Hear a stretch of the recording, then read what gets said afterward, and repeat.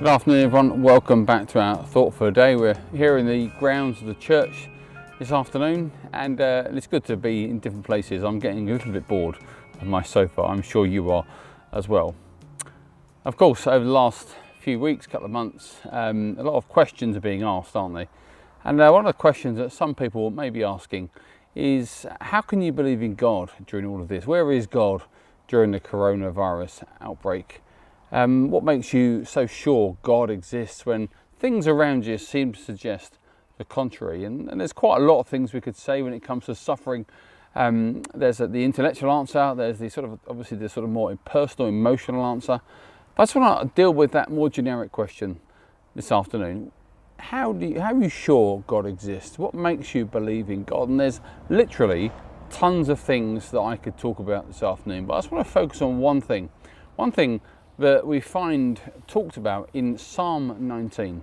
I'll read that psalm at the end of this thought, but Psalm 19 is all about how the world speaks of the existence of God, but not just the existence of God, the character of God as well. And the message of Psalm 19, which I'll read in a few moments' time for you, starts really, the first verse of Psalm 19 tells us exactly what this psalm is all about. And it says this: "The heavens declare the glory of God, and the skies proclaim the work of his hands." I've come outside because the message of this psalm is clear. The question, what makes you so sure God exists, is partly answered in creation. If we were to look at the mountains and the valleys and the raging seas, and if we were to step further past our atmosphere into our galaxy and our solar system and our universe, the answer, what makes you so sure God exists, is found there. Psalm 19 verse 1 tells us that creation declares that God exists, that God is real. But note that verse 1 of that psalm isn't sort of saying it declares the truth of God in a passive way, much like if you found a house built, you'd say, well, somebody must have built that house. It's more an active thing, that creation declares, it pours forth speech. When I look at the mountains and the hills and the great seas and rivers and the universe and the planets and the stars and comets, all those kinds of things that we all find beauty and majesty and power in, they're actively, proactively declaring a very clear message: the glory of God. What message do they declare? What is their message for us that shows God's existence? Well, creation is beautiful. Creation is ordered.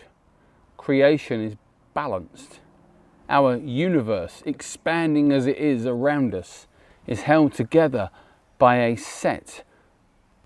complete set of laws, holding things in place so that life is possible on this one planet. When we look at creation, we see that it just feels designed. It feels sustained, and it feels full of purpose. And that is the message of Psalm 19, that as we look at this wonderful world and wonderful, amazing universe as far as we can see, we should conclude that someone made it. Someone made it on purpose. Psalm 19 goes on from that particular start point onto a much more important message about the law and the words and the commands of God. If the world is ordered, if the world is good, if the world is beautiful, how much more so the intentional, purposeful self-revelation of God through his law at Mount Sinai for the Old Testament, and then, of course, for us through his Son, Jesus Christ. How do you know God exists? Well, the answer is actually straightforward. I see his fingerprints in every mountain, every valley, in every sea. I see his purposeful design every time I walk down my street, every time I take a drive, every time I look up and see the billions and billions of stars, every single time I take a breath. I see and sense the creation and the order of my God. And what's wonderful about Psalm 19 is it's almost like the message is simply this: that in the midst of the chaos of our world, we can still see the order that God sustains and brings. And I wonder if the message as well is that if God can bring order in a chaotic creation, he can bring order in our chaotic lives. And actually, the way I know God exists isn't the beginning and end of that, isn't mountains and hills and valleys. It's what he's done in here. You see, God has recreated me. I'm a new creation in Christ, 2 Corinthians tells me. The old has gone, the new has come. He has brought order to my chaos, life to my death, light to my darkness. I wonder if you know him this afternoon. I wonder if you've given him your chaos to bring order. Why don't you make Jesus your King today and let your life be a declaring voice to the world around that there is a God. Let me read Psalm 19 to you. There'll be some pictures on the screen as I read. And as I read these verses, just meditate on what they're actually saying. Ponder them, believe them, let them shape today. Psalm 19. The heavens declare the glory of God. The skies proclaim the work of his hands. Day after day they pour forth speech. Night after night they reveal knowledge. They have no speech, they use no words. No sound is heard from them, yet their voice goes out into all the earth. Their words to the ends of the earth. In the heavens God has pitched a tent for the sun.